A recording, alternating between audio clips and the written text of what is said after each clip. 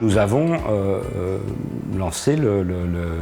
développé une idée de construire une résidence autonome avec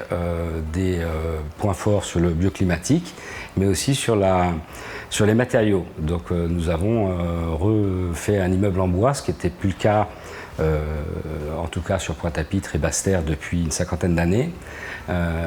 Donc en faisant attention à tout ce qui était mode constructif, économie du bâtiment, bioclimatique, environnement, et puis donc de développer également tout ce qui va tourner autour de l'énergie renouvelable et en phase ultime aussi sur le fonctionnement collectif et la possibilité de vivre ensemble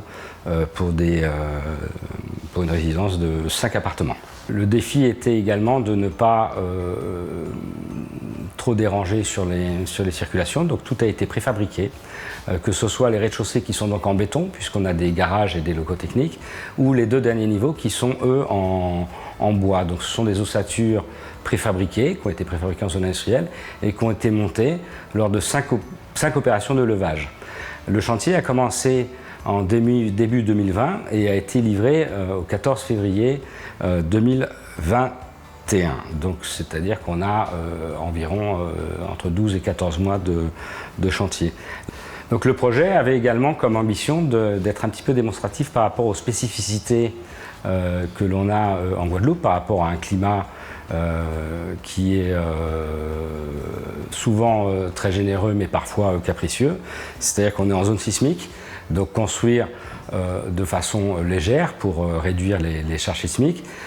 mais en même temps construire suffisamment solide pour résister aux attaques cycloniques potentielles.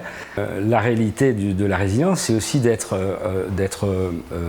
opérationnel. Donc dans cet immeuble, on a des citernes d'eau de pluie, on a des citernes sur le réseau, on a une autonomie